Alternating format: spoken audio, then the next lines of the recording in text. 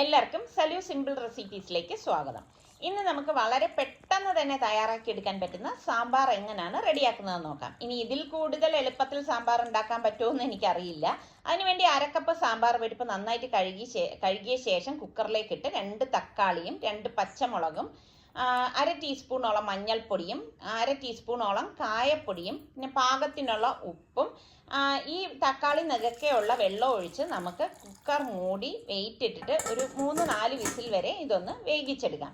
അപ്പോൾ ചെറിയ കുക്കറിലായതുകൊണ്ട് തന്നെ പെട്ടെന്ന് നമുക്കിത് റെഡിയായി കിട്ടും.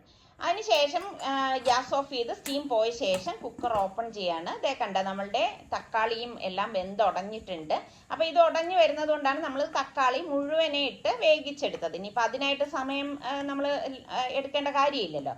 പിന്നെ നമുക്ക് ഇതിലേക്ക് ഒരു സവാള വേണം. അതിങ്ങനെ അല്ലികളായി അടർത്തിയതാണ്. 2 പച്ചമുളക്, കുറച്ച് കറിവേപ്പില. പൊടികൾ നമുക്ക് 2 ടേബിൾ സ്പൂൺ സാമ്പാർ പൊടി, അര ടീസ്പൂൺ കായപ്പൊടി, 1 ടീസ്പൂൺ മല്ലിപ്പൊടി, അര ടീസ്പൂൺ മഞ്ഞൾപ്പൊടി, 1 teaspoon Kashmiri chilli powder. Pan ചൂടാകുമ്പോഴേക്ക് ഞാൻ 2 ടേബിൾ സ്പൂൺ വെളിച്ചെണ്ണ ഒഴിച്ചിട്ട് 1 ടീസ്പൂൺ കടുകിട്ട് പൊട്ടിച്ച ശേഷം 2-3 വറ്റൽമുളക് ഇതുപോലെ എന്നിട്ട് കൊടുക്കണം. ഇനി നമുക്കിതിലേക്ക് കുറച്ച് കറിവേപ്പില കൂടി ചേർത്ത് കൊടുക്കാം. കറിവേപ്പിലയും ഈ അരിഞ്ഞു വെച്ചിരിക്കുന്ന സവാള ഉണ്ടല്ലോ, സവാള ഇതുപോലെ അല്ലികളായി അടർത്തിയെടുത്തതാണേ. എന്നിട്ട് പച്ചമുളകും ചേർത്ത് നന്നായിട്ടൊന്ന് വഴറ്റി കൊടുക്കാം. അപ്പോൾ അതാ ഇതുപോലെ ഒന്ന് വഴണ്ട ശേഷം നമുക്കിതിലേക്ക് പൊടികൾ അങ്ങ് ഇട്ട് കൊടുക്കാം. ഒരുപാട് അങ്ങ് വഴലേണ്ട ആവശ്യമില്ല കേട്ടോ, എങ്കിൽ പിന്നെ നമുക്ക് കടിക്കാനൊന്നും കിട്ടത്തില്ല. അപ്പോൾ അതാ ഇതുപോലെ ഒന്ന് മൂപ്പിച്ചെടുക്കണം. ഇതുപോലെ പൊടികൾ മൂത്ത് വന്ന ശേഷം നമുക്കിതിലേക്ക് 1/4 കപ്പ് പുളിവെള്ളം പിഴിഞ്ഞെടുത്തത് ഞാൻ ഒഴിച്ചു കൊടുക്കാണ്. എന്നിട്ട് ഇതാ ഇതുപോലെ ഒന്ന് ജസ്റ്റ് ഇതിലേക്ക് ഇടുമ്പോൾ തന്നെ നല്ല തിളച്ച് കിട്ടും. അപ്പോൾ നമുക്ക് വേവിച്ച പരിപ്പിൻ്റെ ആ കൂട്ട് ഇതിലേക്ക് ഒഴിച്ചിട്ട് നന്നായിട്ടൊന്ന് ഇളക്കി കൊടുക്കാം.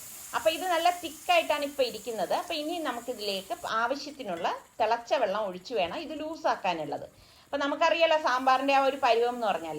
അപ്പം ഇത്രയേ ഉള്ളൂ സംഭവം. ഞാൻ ദാ ഇതിലേക്ക് പാകത്തിനുള്ള വെള്ളം ഒഴിച്ച് ദാ ഇളക്കി എടുക്കുകയാണ്. അപ്പം ഇനി ഇത് നന്നായിട്ടൊന്ന് തിളയ്ക്കണം കേട്ടോ. ഇതിലേക്ക് നമുക്ക് പാകത്തിനുള്ള ഉപ്പും കൂടി ഇട്ട് കൊടുക്കണം. ഇട്ട് കൊടുത്തിട്ട് നല്ലതുപോലെ ഒരു തിള വരണം. അപ്പം നമ്മളുടെ ചാനൽ കണ്ടുകൊണ്ടിരിക്കുന്നവരിൽ സബ്സ്ക്രൈബ് ചെയ്യാതെ കാണുന്ന ആരെങ്കിലും ഒക്കെ ഉണ്ടെങ്കിൽ സബ്സ്ക്രൈബ് ചെയ്യാൻ മറന്നു വരുതേ. പിന്നെ കുറച്ച് കറിവേപ്പിലോട് ഞാൻ ഇട്ട് കൊടുക്കാണ് കേട്ടോ.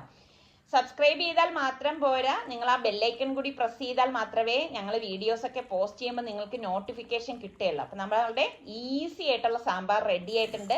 അപ്പം അതിങ്ങനെ ഇഡലിയും കൂട്ടി കഴിക്കാനുണ്ടല്ലോ, കിഡുവാണ്. അപ്പം ട്രൈ ചെയ്യാത്തവർ ഈ രീതിയിൽ ട്രൈ ചെയ്യണം. തീർച്ചയായിട്ടും എനിക്ക് ഫീഡ്ബാക്ക് തരണം കേട്ടോ. അടിപൊളി സാമ്പാർ ഇവിടെ റെഡിയാണ്. അടുത്ത നല്ല റെസിപ്പിയുമായി വീണ്ടും വരാം. അതുവരയ്ക്കും എല്ലാവർക്കും ബൈ.